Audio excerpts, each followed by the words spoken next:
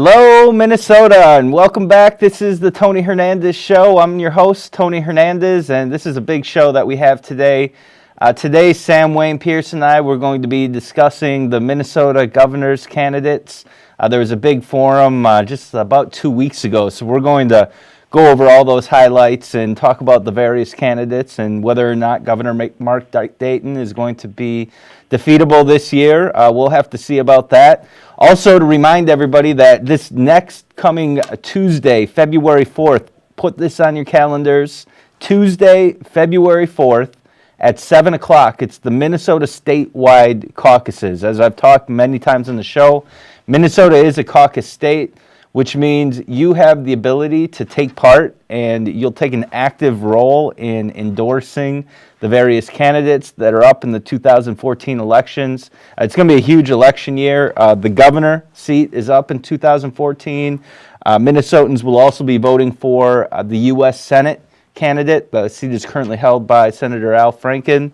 And then, of course, all the various congressional districts, the U.S. House, every seat is up here in Minnesota, and then you'll also be voting on the Minnesota State House representatives. So all the seats in the State House are up because they go every 2 years. So remember, put this on your calendar, Tuesday, February 4th, 7 o'clock. If you Google SOSMN caucus, you'll find the Secretary of State caucus finder, and you'll be able to determine, you pop in your zip code and then your address, and it'll tell you exactly where you need to go for your respective party. The three major parties do hold caucuses. It's the DFL and the Republicans and the Independence Party. The Independence Party does do online caucuses. I saw that. I don't know if this is the first time that they're doing it this year, but I highly encourage you all to get involved in the caucuses. This is your chance to take part. Tuesday, February 4th, 7 o'clock. Look it up. Find your precinct caucus location and take part and take action. So with that, we were having some technical difficulties earlier. We're not able to Skype in Sam Wayne Pierce as we normally do week in and week out. However, he is joining us via phone, and with that, I'm going to bring in Sam Wayne Pierce. Sam, can you hear me? Hi, Tony. How are you, Sam? Good. How are you doing today? Good, good. It's a little odd talking to you over the phone. I'm used to having your face here and Skyping and everything. Does it seem strange to you? A little bit, but we'll just do it the old-fashioned way and the best we can, huh? Yep, we just got to do the best that we can, day in and day out. So what we're going to be talking about, Sam, is the Minnesota Republican candidates for governor. We're going to basically dedicate the whole hour to show various clips from the debate. There's a forum that took place not too long ago. I think it was on January 18th. A lot of these candidates have been raising money. They have been getting out there throughout the state of Minnesota. We have 6, I believe, candidates right now. All of them seem very strong, and so I'm really looking forward to this show to find out more about these candidates. What do you think about that? Agreed, Tony. I got a chance to review the entire forum, and I think with 6 strong candidates, what is really important is for us to have opinions on how the candidates differentiate themselves from each other. Yep. And I think, what we're also going to do is we're going to talk a little bit, they were asked a whole bunch of questions like immigration and job creation, questions about the bureaucracy. And so we're going to analyze a little bit about their messaging too, because, there's 2 different stages in this whole process. You're reaching out to your party to start, and then you go into the general election, which is in November. And the messages don't always come together, and sometimes, the wrong person gets endorsed and the wrong message gets out there that doesn't resonate with the people. So we're going to really analyze some of that. And with that, Dallas, we're going to line up the first clip. And so this first clip that we're going to be showing you, this is the most lengthy clip. It's going to basically introduce all the various candidates that were there. The one candidate that wasn't in attendance was the former majority leader, Kurt Zellers. He didn't take part in the forum. I'm not quite sure why. But we're going to hear from these candidates now. So, Dallas, if you can line that up. Opening statement will be Marty Seifert. Marty is a former minority leader in the House Republican caucus and was a candidate for governor back in 2010 and has spent a few years in the private sector, but he's back now. Marty Seifert. Great, thanks to Concordia Academy and AM 1280 The Patriot for having us this afternoon for our meet and greet and our debate. My name is Marty Seifert. I am a candidate for governor. We have a very crucial election in front of us here in 2014. I obviously run for governor before. I came up short at the convention last time, but a little bit about me for those of you who have not been familiar with me. I am the youngest of 6 kids. I was raised on a farm in southern Minnesota. I'm a lifelong middle-class Minnesotan. I've spent my whole life here. I'm the candidate with the Minnesota accent, they always joke, which I think is a good thing. My wife Tracy and I have 2 children, Brittany and Braxton. I have been a school teacher, I've been a university admission counselor, I've been a real estate agent, I've worked at a hospital as the foundation director, and last and least, I have been in the Minnesota House of Representatives. I was 3 years as the minority leader when Tim Pawlenty was governor of Minnesota. If you want to know more information about me, you can go to seifertforgovernor.com. Unlike the Obamacare website, mine actually works. We have a lot of information about me and about my campaign on the website. Just a few information items about my candidacy. I am for downsizing government, just not making it a little more efficient. I am for abolishing the Met Council. I am for reducing the size, scope, power, taxation of the government so you can raise your own kids, your own family in the way that you see fit and not having government make your decisions for you. On education, I am for more school choice, for parental involvement, for local control. I do not want the federal government involved in your education. It's not in the Constitution. Common Core, No Child Left Behind, it doesn't matter if it's a Democrat or Republican idea. The federal government doesn't belong in our schools dictating our academic curriculum. And with health care, I can tell you, thank you. And with health care, I can tell you, working at a hospital for the last 3 years, that Obamacare and MNsure is a disaster. We could work out pre-existing conditions and insurance premium spikes without the government socializing 1/6 of our economy. And I've looked at people in the eyes who haven't had dollars to pay to get into the care that they need, and we work that out for them with charity care, uncompensated care. Minnesota had more people covered with health care than any state in the United States. We didn't need Obama and Dayton to come in and socialize the economy for it. Also, real quickly on transportation, I'm a road and bridge guy. That's how 95% of our population gets around. That's where the priority needs to be. The $1.5 billion Southwest Light Rail line for a few hundred people for 14 miles is ridiculous. It is not where dollars should be going in transportation. With that, thank you, God bless you, and God bless the great state of Minnesota. Thanks. Our next candidate is currently the Senate Minority Leader, one of the Senate Minority Leaders, and before that, in addition to being an attorney, was a fellow Hubbard Broadcasting alumnus. Our next candidate, please welcome Senator Dave Thompson. Thank you and good afternoon. Those of you who follow me on Twitter saw that apparently my 21-year-old snowblower has a lifespan of 20 years. And so it did not fire up this morning. And lo and behold, I look up, and as I've been pulling on the thing for a while and it doesn't work, I see my neighbor heading over with a snowblower. And 15 minutes later, my driveway was cleared, and I had given him a handshake and thanked him for what he did. And you know, it occurred to me, he does know my politics, and I know his because we've talked, but generally that kind of thing doesn't matter. You know, if my neighbor's snowblower wasn't working and mine was, I wouldn't ask if he or she were a Democrat, Republican, liberal, or conservative. I'd take my snowblower and help. So the question becomes, how do we win this election? And I think how we win this election is we treat people like people. And we care about people in a way that they relate to.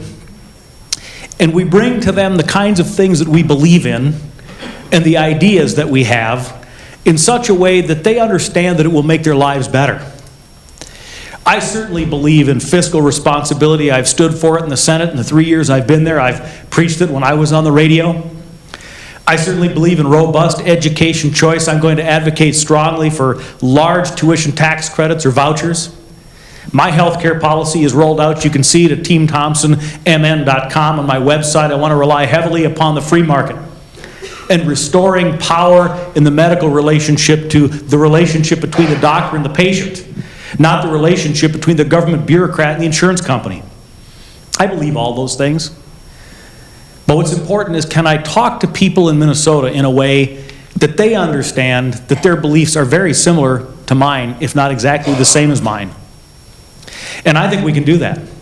Because, access to a good education, whether or not you are born in the 4th Congressional District or the 5th Congressional District or northern Minnesota or a suburb, doesn't matter. It's not a conservative value that all of those children should have access to a good education.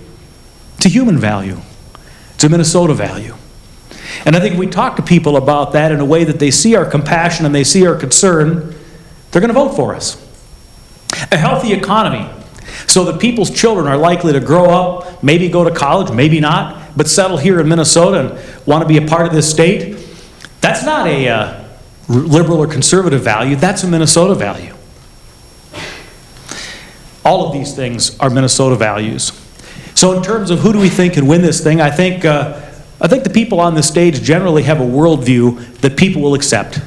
We have to be willing and able to go out there and talk to people and convince them that we are concerned about them and that we want a good life for them, just like we want to help the neighbor whose snowblower breaks down. My name is Dave Thompson. I'd be honored by your support, and I will abide by your endorsement.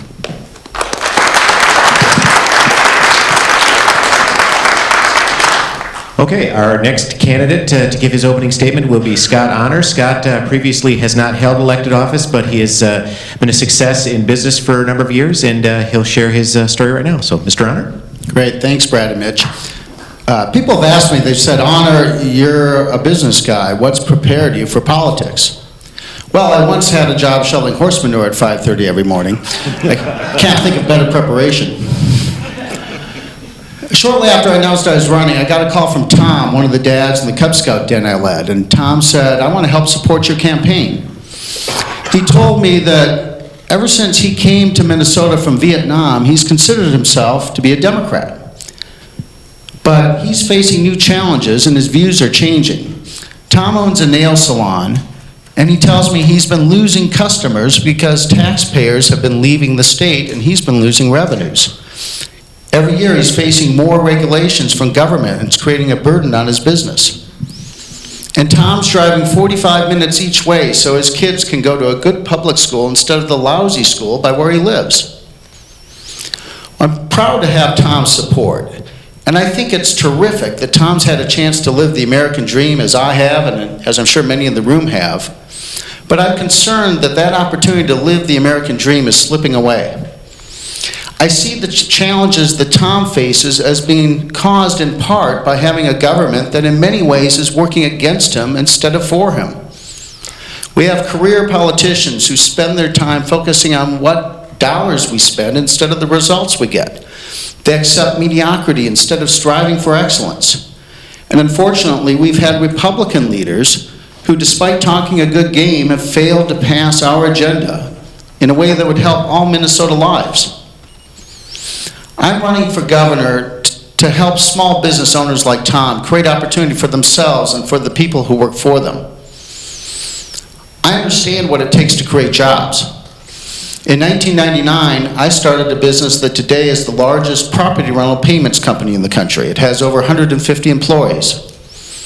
Over the last decade, I bought and fixed 60 companies. I'll work hard to make sure that Minnesota has an environment that creates more jobs, better jobs, and rising wages.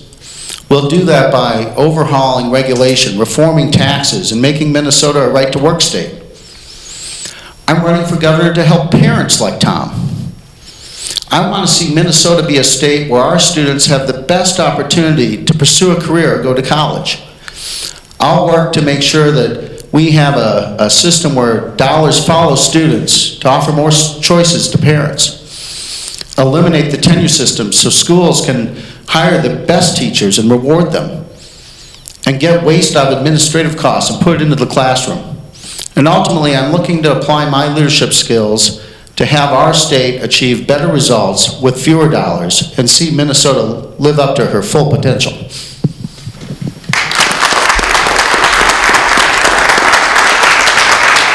Our final candidate to introduce himself today hails from Chisholm, Minnesota. He is a graduate of the University of St. Thomas. He's a special ed teacher in Hibbing, Minnesota. Please welcome Rob Farnsworth.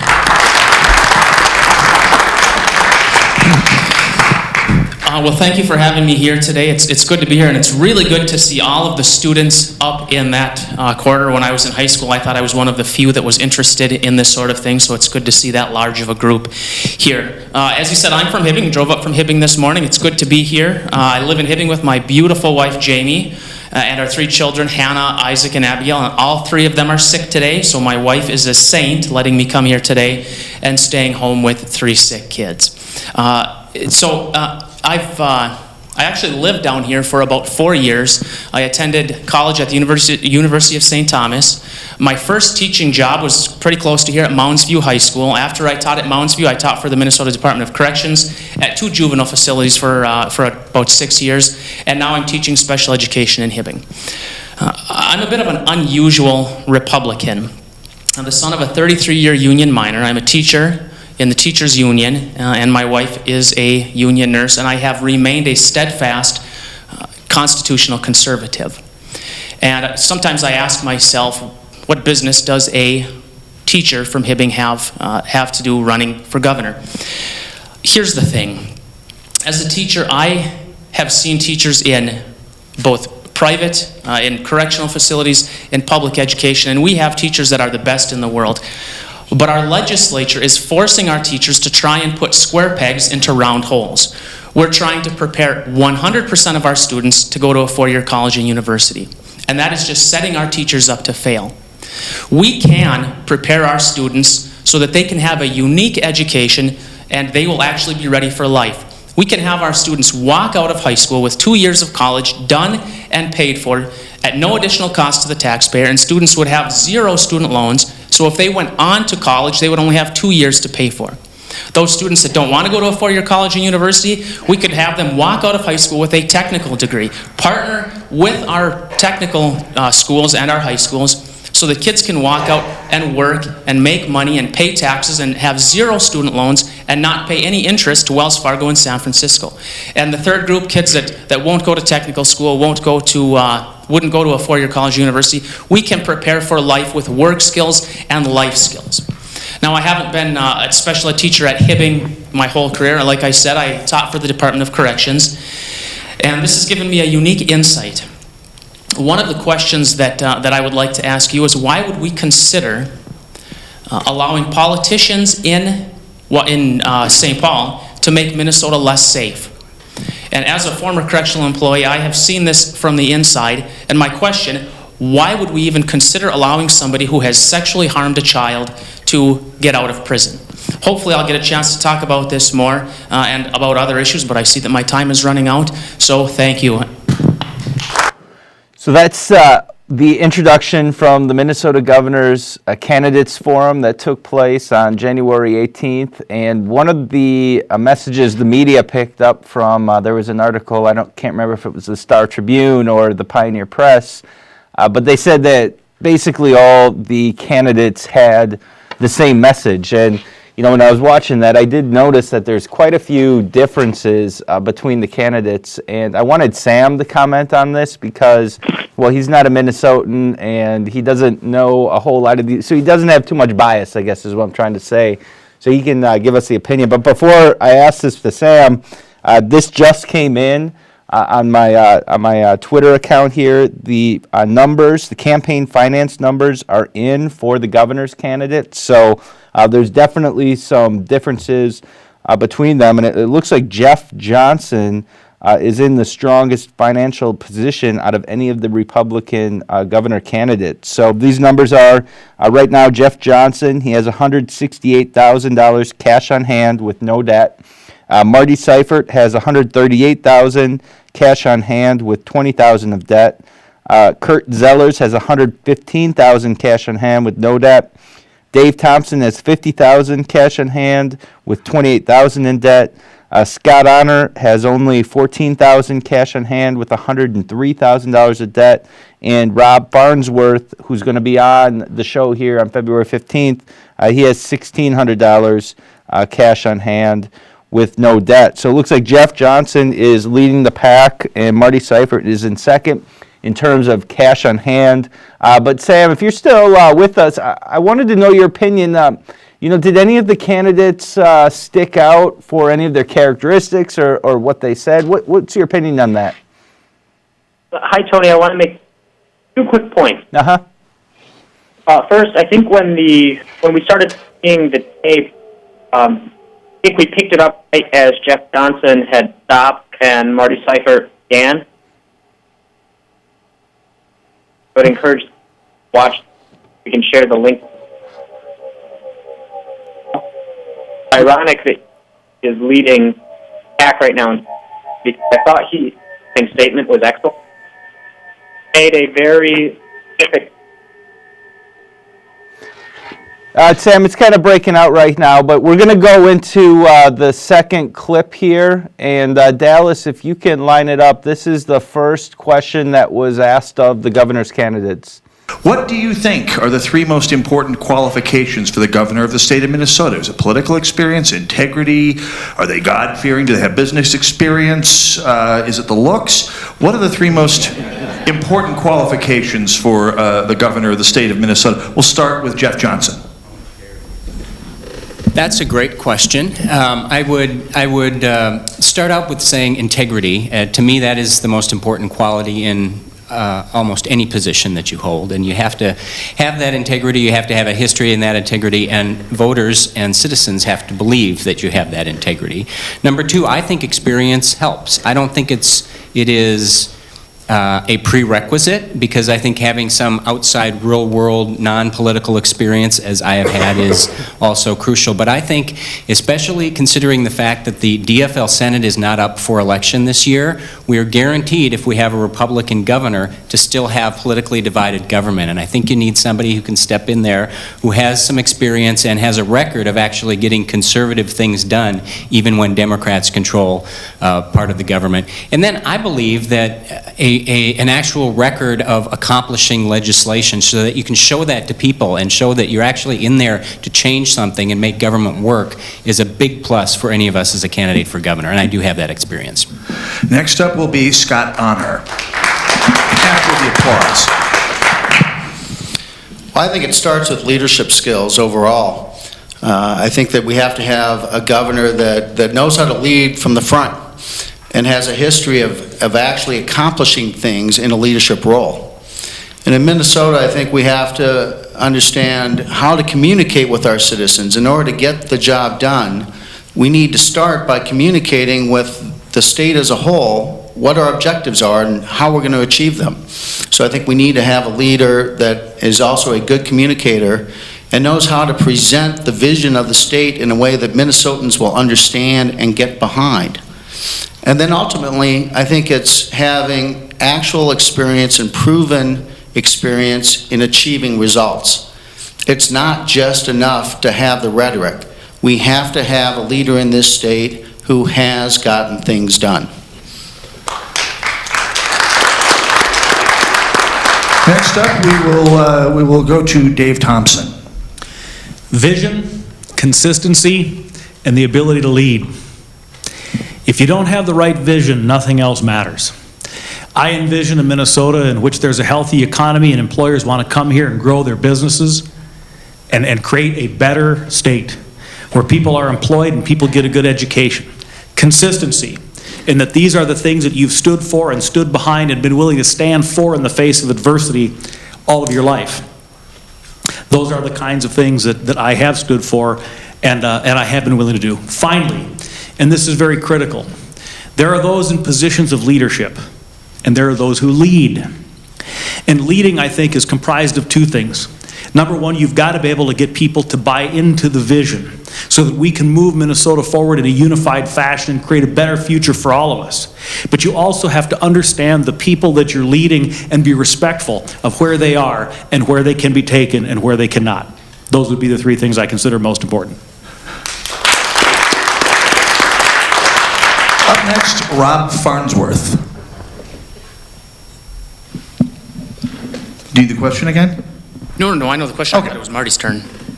We're randomizing things as we go here, so just to keep you on your toes. Well, not to copy Jeff, but I think that integrity is probably the most important thing that we need in a leader. And the reason I say that is, as I travel around, as I talk to everyday people, I hear all too often people say, well, all those politicians are the same. They're all crooks. And I think it's time that we send leaders to St. Paul that people can trust.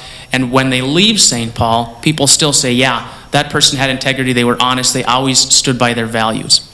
I think we also need somebody with varied experience. It doesn't necessarily have to be experience in the legislature, but business experience, government experience,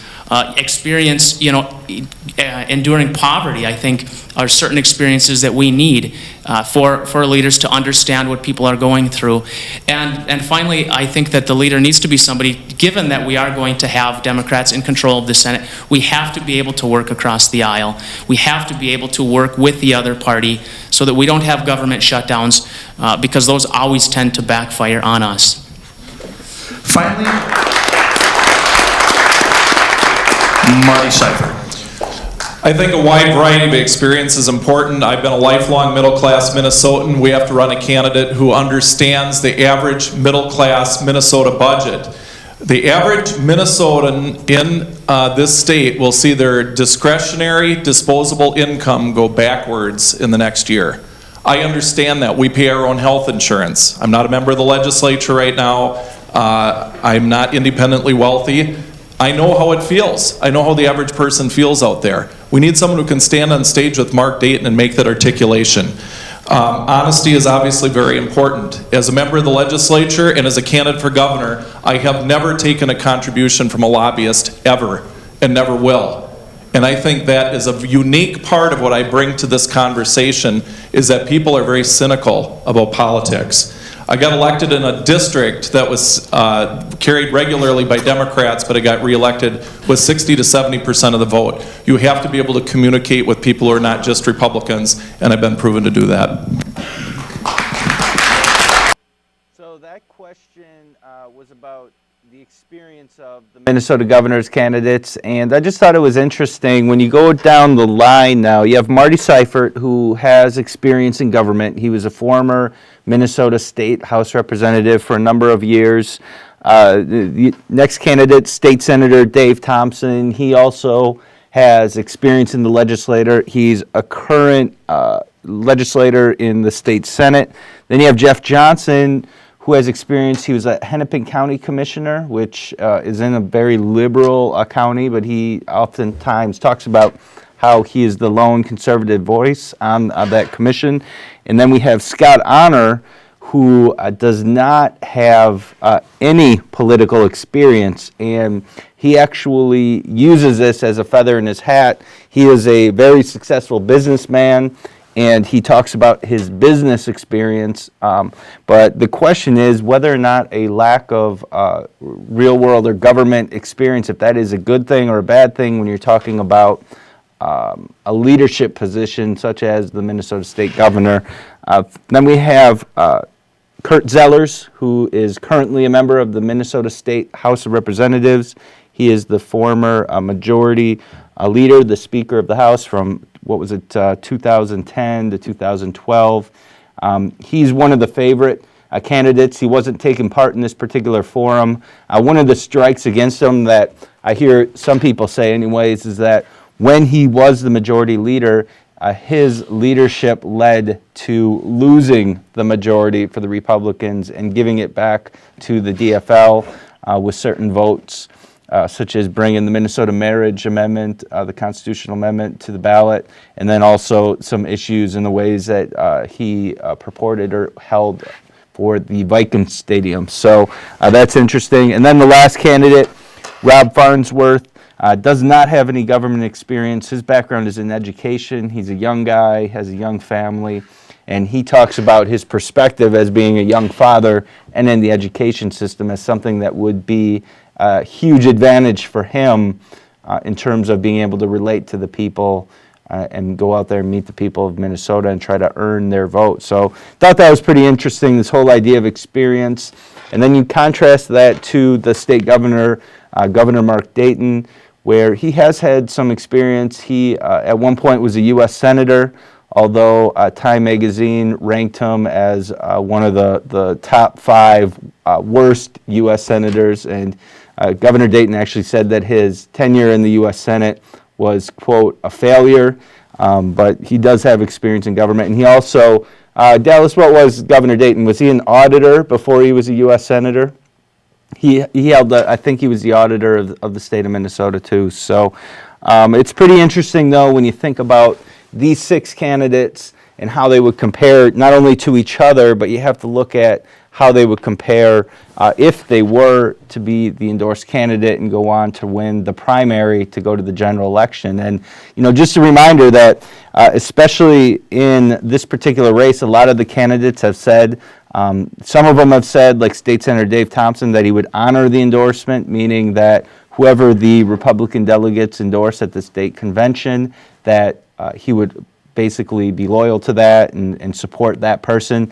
But then there's many others like Kurt Zellers and Scott Honor, and I think a few others who have said that they will not honor the endorsement. So that's pretty interesting to see how that's going to play out. There's going to be a competitive primary in this race no matter what.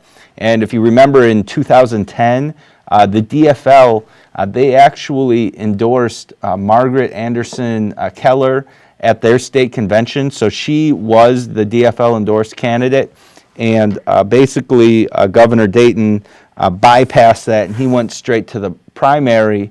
And because he had the resources, the money that was needed, and the name ID, he was able to win the primary, defeat the DFL endorsed candidate, and then go on to become the winner in the general election. So it's interesting to see how this is going to play out on the Republican side.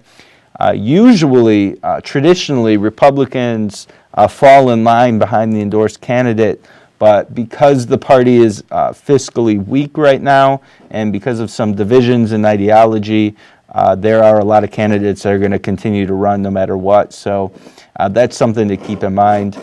So with that, we're going to line up the next clip here. And Dallas, if you could do that and get it rolling.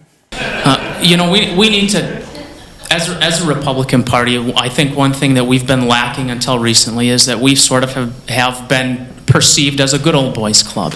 And I think it's time that we start reaching out to those groups, start inviting them to caucus, start having dialogue with, you know, the non-WASP, whatever term you want to use, groups in Minnesota. Because a lot of those new Americans, those new Minnesotan people that come from outside the country, they share our values.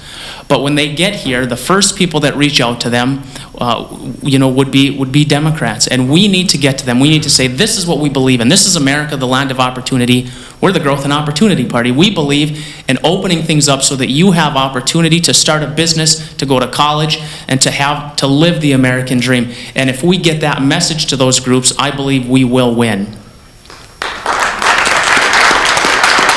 Next we'll go to Scott Honor. Thanks. You know, I feel like I've lived the American dream. When I was born in Fridley, my family lived in a trailer park. When I grew up in Mound, my dad lost his job and lost his pension. But we got through that, and I worked a number of minimum wage jobs to put myself through college and ultimately create financial security for my family. And I feel blessed in having had that opportunity. I believe that parents across this state want that same thing for themselves and for their children. And our principles are the best way to have them have that opportunity to achieve the American dream. And so, to me, it's just simply a matter of getting out there, of speaking with everyone, of having them understand that we've got solutions that are going to create opportunity for more jobs, better jobs, and rising wages, that we're going to create an education system that has this state the best place in the country to pursue a career or go to college. And that is what people in this state are looking for. Up next, Marty Seifert. I'm the youngest of 6 kids, raised on a farm by a dad who had an 8th grade education. We born corn cobs to keep my family warm I think I have a pretty good feeling of how people feel as they come into Minnesota looking for opportunities, and that's really what people are looking for. When I campaigned for the legislature, I would go to adult basic education classes. This is people who are refugees and non-citizens looking to learn to read, write, and speak English, become citizens, learn the Constitution, legally get their driver's license, and then get education to work.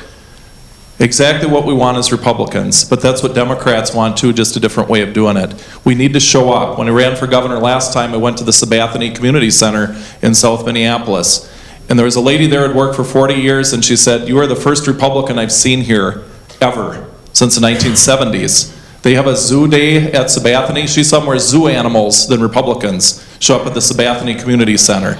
We need to show up if we're going to get people's votes. And I've been very good about that, whether it's the Iron Range, the farm, the inner city, or elsewhere." And finally, Jeff Johnson.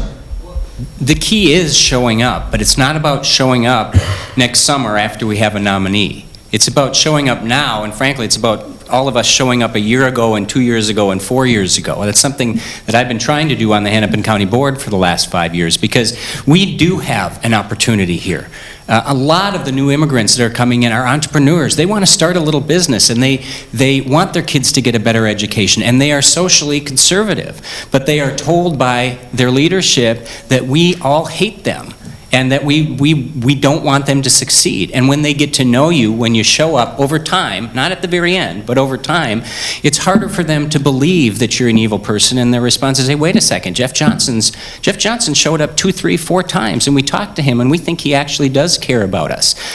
So it's about showing up and trying to, as best you can, go to their community. It's not about giving them a seat at our table.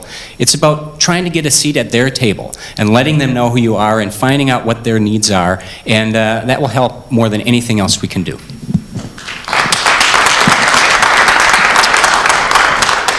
Okay. So this is one of the favorite questions that I had for this particular forum. It's about immigration, and it's about the American dream, and it's also about shifting the tactics and the behaviors of the party so that we're going out there and engaging these diverse communities right here in Minnesota, so that we can earn the hearts and the minds and the trust of these particular voters, these new Americans. And, as a second-generation Mexican-American, my grandpa came here. I'm very sensitive to this issue, and definitely some of the messaging tactics that hard-right conservatives use in terms of immigration, it turns me off. And although people would deny this vehemently, I do think there is an element of racism in some of the messaging and some of the tactics that people use in this. So as a party, we need to be the party of legal immigration, and we also have to understand the motives that bring the immigrants to America. I hear too often from either radio personalities or from activists that immigrants are coming here because they want welfare, or they want food stamps, or they want free housing, or they want this, or they want that. And I just don't think that's true. It might be true in a minority of cases, but I don't think from a broader perspective that people are coming here. I believe they're coming here for opportunity, for advancement, for a better life, for a future, for their children. At the place where I work at, when I drove up one night, I was going into work at about 9:30 p.m. because I had a bunch of stuff that I had to do, and the janitor was there, and he was a Somali American. And when I pulled up in the driveway, I saw that there was a taxi cab there, and I didn't know what a taxi cab was doing in the work lot. And then when I went into the building, I put 2 and 2 together that the Somali American, not only is he a janitor at the company that I work at, but he's also a taxi driver. And I talked to him for a while, and he also found out, nice guy, he has 6 kids. All of them were under the age of 9. And so I was really getting a picture of what this guy was. And he was a recent immigrant. So he's definitely not dependent on government welfare. He is somebody that's going out there and working hard. He's doing jobs that a lot of people maybe don't want to do. But he's doing a great job doing it. So, Sam, we had some technical difficulties again before, but can you hear me right now, Sam? Hi, Tony. Hey, glad to have you back. I don't know what happened, but it all of a sudden was just cutting off. So you know how this technology works sometimes. Well, I wanted to say that I thought Jeff Johnson made an excellent point when he said, it's not about inviting immigrant communities and families to our table, it's trying to get a seat at theirs. Yeah. That sounds genuine and authentic. Not a grab for votes, but a genuine interest in the immigrant community that makes America so great and Minnesota within America. So I thought that was a very impressive statement. And the fact that he said he's been doing that work as a part of the Hennepin County Board, it sounds like it's not just a nice campaign pitch from him. Yeah, and I totally agree with your point about Jeff Johnson. And you know, the other thing that he said in the same breath was that you can't campaign or try to engage these communities now, or you can't do it after you get the endorsement. You really have to be planting these seeds and growing these relationships and earning this trust for years. You know, it's not something, all of a sudden the endorsed Republican candidate is going to come in and expect to earn all these votes because they, you know, if they take part in some Hmong American community, or if they go to the Somali community center. Like, these are ties that need to be built very, very deep. And in a lot of ways, Jeff Johnson has been doing that because his county is pretty diverse. So yeah, I definitely agree with your point, Sam. And so far too, I want to know, you know, we got cut off earlier, but we've been watching these clips, and you know, one thing the media said is that basically all these candidates sound the same. What's your impression? Do any of them jump out at you besides for Jeff Johnson? Well, if the media says that, Tony, then I would say right away that that's very lazy analysis. Here's why. Mr. Farnsworth, the gentleman that seems like a very wonderful man, family man, and has a wonderful education background and made some really excellent points. I'll say this, I don't know if that can be a campaign in and of itself, so we'll have to see how he responds to the rest of the questions and the issues. But he's clearly been a lifelong education professional. And we'll let the viewers make whatever judgments they want to make. But he certainly he has a wonderful education background, but not necessarily a business or private sector background like Mr. Honor. Mr. Honor came in and he said, I thought this was a really good quote. He said that government leaders are accepting mediocrity rather than striving for greatness. What that says to me, Tony, is that this guy has made it, and he's done very well in private business. Because if you don't strive for greatness as a business owner, chances are you're out of business pretty soon. True. So his perspective as the only guy with zero public sector background, I think he can really play off that as a strength. His messaging will be really important. Do the voters embrace him for that and appreciate his business background? But take him versus Mr. Farnsworth, two very nice men, but very, very different backgrounds. So that's just one example. To say that they're saying all the same things or bring the same experience at the table would be lazy analysis. That's a great point, Sam. And so with that, we're going to have the next clip lined up. Dallas, if you could get that going. Questions ago, we did talk a little bit about income equality, and a lot of the answers that I had heard was essentially trying to encourage businesses to stay, and therefore businesses being able to expand, thus creating more jobs. So this question is more along the lines of the how to encourage that kind of creativity. And here's one from a student here. In a day when the economy is tight and citizens are hesitant to take risks, how exactly would you promote creativity and entrepreneurship in the next generation? Dave Thompson, we'll start with you. Well, I think first of all, the reason that a lot of people feel that way is we have had elected officials and others talking America down and talking Minnesota down. How many times have you heard this governor pick a group of people that he says are exploiting the rest of us, and that because of what they are doing, we are not able to get ahead? And other members of the legislature that are in his party do the same thing. And the punditry on the left does the same thing. So first of all, we have to encourage people and help young people to understand that this still is the land of opportunity. And then as Milton Friedman once said, talking to Phil Donahue, no system known to man has been able to improve the lot of the ordinary citizen like the entrepreneurial endeavor unleashed in capitalism. So help people to believe that they can do it. And then secondly, we've got to follow through on our promise and create an environment in which that success can happen. And that's where we talk about reducing the amount of regulation, reducing the amount of taxes, and making our tax system smarter. So encourage people and then create a system in which they can thrive. Next up, Scott Honor. Well, I've started companies. I started a business in 1999 that's now the largest property rental payments company in the country with over 150 employees. What we have to do is make Minnesota an environment where people want to start those sort of businesses here. Today, we don't have that environment. We rank last place in the country in startups. I was speaking to a friend named Mike down in Prior Lake a while back. Mike recently started a new insurance business. He went to the Minnesota Insurance Commissioner and asked for a license and was told that the process would take him 2 years. He went to South Dakota and had his license in 10 days. We need to have a regulatory environment that fosters growth. Imagine in Minnesota with no 3M, with no Medtronic. That's the kind of state we have today.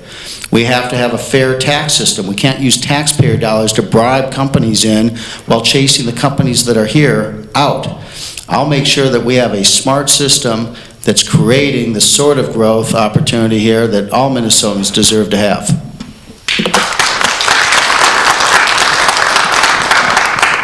Marty Seifert.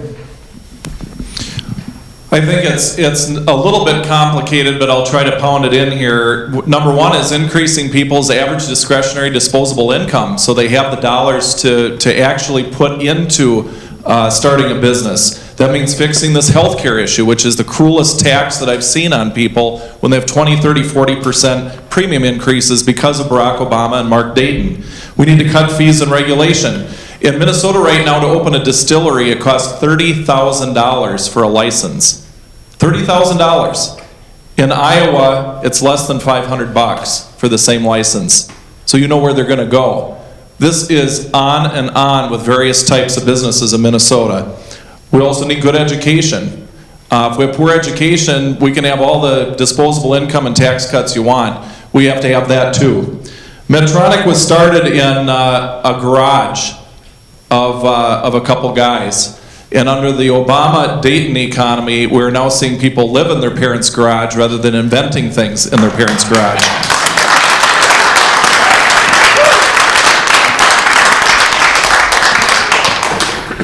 Next up, Jeff Johnson. When I was growing up in northwestern Minnesota, the big concern was that once kids graduated in North Dakota, they all moved to Minnesota. We've got our kids moving to North Dakota. The world is upside down because this is a better place to live, but we've made it so unfriendly for entrepreneurs. So you start with changing the law, and it comes, everybody's talked about this, it comes through tax reform, it comes through regulatory reform, it comes through lawsuit reform, I believe, and also an end to kind of an obsession with granting special favors to a few businesses at the expenses of all the others. That's not pro-business to me. But also, it comes in a tone or a climate that the leader of your state sets. And I think if we have a governor who actually celebrates success and welcomes people who want to take risks and makes it easier for them to do that, rather than constantly tries to punish them or look down with them or talk them down, that is going to encourage investment in entrepreneurs more than anything else we can do.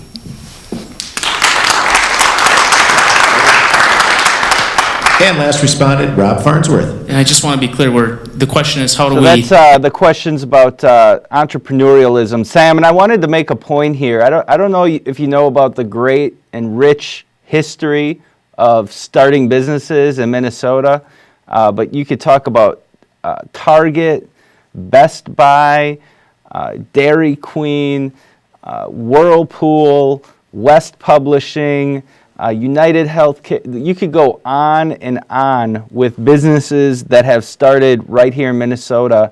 And then you look at where we are now, and there was just a recent survey that came out, and Minnesota ranks last or at the very bottom of the country in terms of new business startups. And that's indicative if you also look at the numbers. I think 30 years ago, the top employers in Minnesota were Honeywell, another great Minnesota company.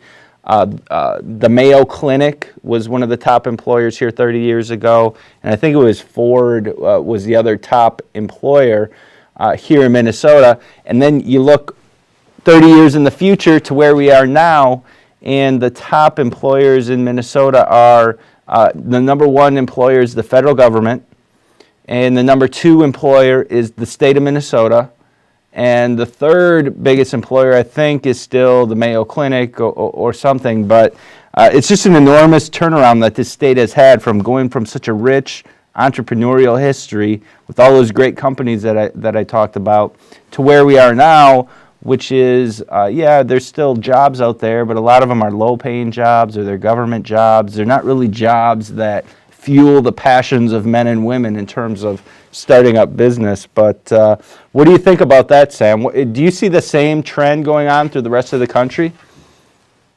Tony, one of the things well, first of all, I'm well aware of the entrepreneurial history and heritage there in Twin Cities and Minnesota generally. But certainly you're right. You can pick up any major business newspaper and read about some of the exodus. What I liked about Mr. Honor's background is that here we have someone who's done it there in what's become an increasingly difficult business climate. If he's been successful in that climate, chances are he's going to put together the right kind of economic advisors around him as governor to say, all right, guys, we went through this. We survived and even thrived. What would have made it a whole lot easier? And I think that is someone that can come in and put reforms in place immediately to allow for a more business-friendly environment. That's not to say that the other guys couldn't, but I like Mr. Honor's, private sector experience. I think that's a real strength for him. I'm not saying he's the best candidate, but I'm saying in this regard, he probably has some expertise that could be put to use right away. Yeah, I think that's right. And one thing that you're going to see, though, if Scott Honor were the one to get the endorsement, right away they're going to be talking about how he's a rich white guy. They're going to call him Minnesota Mitt. I've already heard these things. And almost demonize his success as if it were the result of some type of privilege that he was born into. But I did find it interesting when he said that his very first job that he ever had was shoveling manure at 5:30 a.m. in the morning in the farm. That doesn't sound like he was exactly born with the silver spoon in his hand, that he was a self-made. But you know how the Democrats are. They demonize wealth. They demonize success, unless it's in their own party, because you have Governor Dayton, who by all means was born with the silver spoon in his hand. He's a trust fund baby. The only job he's ever had was a teacher in New York. Other than that, he's basically lived off of the trust fund, which ironically, he doesn't even have his family trust in Minnesota. It's in the Dakotas, so that they can get their tax advantages and take advantage of the low taxes over there. And to me, it's just the height of hypocrisy. But Democrats don't seem to get that, and I'm not quite sure that they ever will. But with that, we're going to line up our next clip here, Dallas. If you can play that quickly, and then we'll come back, Sam. Would your administration, should you be elected, do with respect to getting our human services bureaucracy under control? Let's start with Rob Farnsworth. I thought about this a lot, and there are a couple of steps that I would make. First, I believe that money that is spent at the most local level is spent most responsibly. I believe that all of social services should be provided at the county level. And so what I would propose is that we cut taxes, and specifically we cut the sales tax. The sales tax in 1967 was 3%. Now we're at almost 7%. If we cut the sales tax while at the same time cutting health and human service budget, now some people are going to say, oh, Republicans, you just want to take away from the poor. That's not what I'm saying. What I'm saying is we're going to cut the budget, But we're going to tell counties we're also cutting the sales tax so that you have the flexibility to provide the services that you need, so that if, say, Kitson County in northwest Minnesota doesn't need as much social service money, they might raise their sales tax 1%. They have the flexibility. Right now, counties get money either from local government aid or from property taxes. We need to give them flexibility to raise that money at the local level, spend it at the local level, and keep the middleman of state government out of it. Up next, we'll go to Jeff Johnson. Well, we are still, there was welfare reform in Minnesota 10 and 15 years ago, but we are still an outlier when you compare comparable states with respect to what we spend on human services versus other programs. But I don't think our message can be, we're going to cut human services by 10% or 4% or 12%, because that scares Minnesotans. I think what we need to do and what we need to constantly be talking about is, first we have to figure out what government should be doing, but then once we make that decision, we should figure out which programs are actually working and are actually doing what we claim we want them to do. And one of the three things that I've been talking about as a goal has been to start auditing the programs that taxpayers fund in Minnesota. We start with human service programs because they're easiest to measure. This is my life on the county board right now, and that is where most of our human services programs flow through counties. And those programs that are actually changing people's lives and helping them move off of welfare, we should celebrate those programs. But the many programs that we fund because they make us feel good but are ineffective, those are the ones that we need to end, and that will get this under control better than anything else we could do. So, Sam, I wanted to talk a little bit about money in politics, because I went over the numbers of the governor's candidates. Jeff Johnson has somewhere around $160,000 to $170,000 cash on hand, which is a lot of money in my books. However, when you compare that to the Governor Dayton money, it's not quite the same. And actually, Governor Dayton's ex-wife was just recently reported that she donated $540,000 to the DFL party.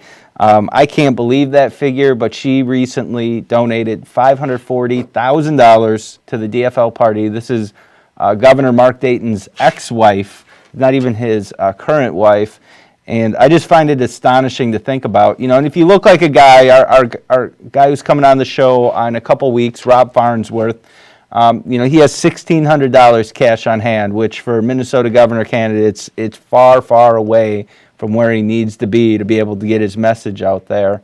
He seems to have great ideas, but like I said, it does not too much money right now. So, I mean, is there any way to get around this whole idea of money in politics, or is it always going to be he or she who has the most money wins?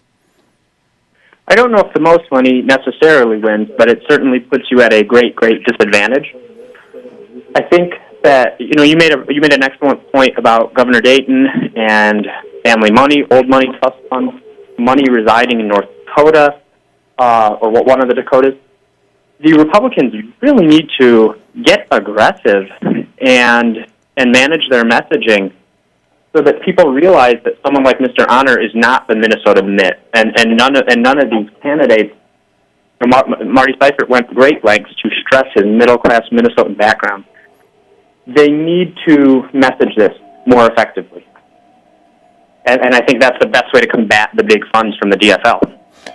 Yeah, I agree, and one of the things with politics and the way it works is you have to define yourself before your opponents define you, and that's why you see these tags get thrown on these people right away, is because they're trying to create or frame or create the character aside from the person who he or she really is, and really the only way to get out there is you have to get out there and define yourself first before other people define you. And Sam, just for the last 15 seconds, can you just make your final point quickly on the debate here?